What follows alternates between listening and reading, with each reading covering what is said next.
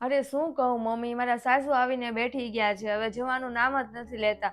આખો દિવસ કીધા રાખે છે કે આ કરી નાખ ને આ કરી નાખ ને. હવે તો હું એનાથી કંટાળી ગઈ છું. હું કરું તી વયા જાય. શું મમ્મી કરું? ગોલ્ડ વાળો સેટ? હા હા હા હા, વાંધો નહીં. હા હા હા, વાંધો નહીં, એમ જ કરીશ. હા હા હા. સાંભળો, સાંજે પાર્ટીમાં જવાનું છે તો હું મારો સોનાનો સેટ છે એ પહેરી લઉં. હા તો પહેરી લે, એમાં શું પૂછવાનું. સાંભળો, મારો સોનાનો સેટ જે છે ને એ ખોવાઈ ગયો છે, ક્યાંય નથી મળતો. મેં આખા ઘરમાં જોઈ લીધું, ક્યાંય નથી. નથી મળતો એટલે ને આ કબાટમાં જ હશે, હરખી રીતના જો તો ખબર પડે ને. અરે મેં સરખી રીતના ચેક કર્યું છે, આખા રૂમમાં જોઈ લીધું, કબાટમાં જોઈ લીધું, ક્યાંય નથી મળતો. અરે તું મૂકીને ક્યાંક ભૂલી ગઈ હઈશ. એક કામ કર, એ રૂમની બદલે બીજા રૂમમાં જોઈ લો, બીજા રૂમમાં કબાટમાં જોઈ લે. તું ક્યાંક ને ક્યાંક તો હશે જ, તે જોઈજો. હા, બીજા રૂમમાં જોઈને આવું. એવી રીતના ક્યાં મમ્મી વયો જાય.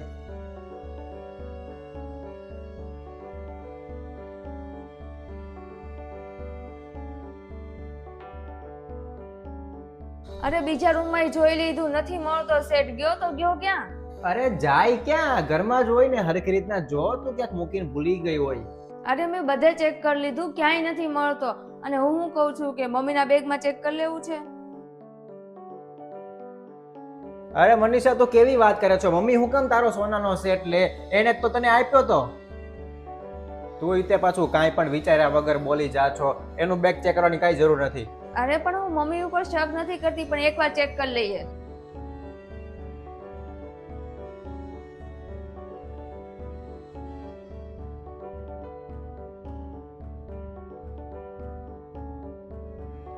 આ શું કરે છો તું? મને ચેક કરવા દો.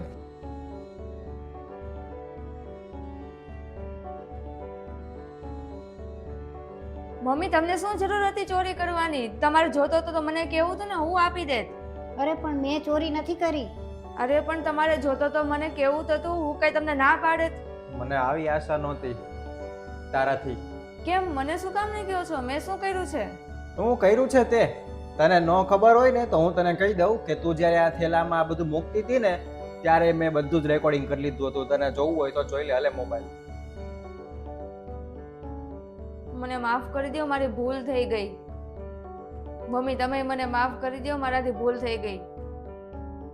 આ મારો આઈડિયા હતો જ નહીં. મારા મમ્મીએ કીધું તું આવું કરવાનું અને હું એની વાતમાં આવી ગઈ. આ તારા મમ્મીએ જે સલાહ આપી છે ને, જે તને આ શીખવાડ્યું છે ને, એનાથી ઘર ક્યારેય જોડાતું નથી. એનાથી ઘર હંમેશા તૂટી જ જાય છે. શાંતિથી હવે તારો જે કાંઈ સામાન છે ને એ પેક કર અને તારા મમ્મીના ઘરે વહી જા. જે કાંઈ ડિવોર્સના કાગળિયા હશે ને એ બધા પહોંચી જશે ત્યાં. અરે આ કેવી વાત કરો છો તમે? મારે કાંઈ સાંભળવું નથી. મેં તને કહી દીધું ને, તો લઈને વહી જા તારો સામાન.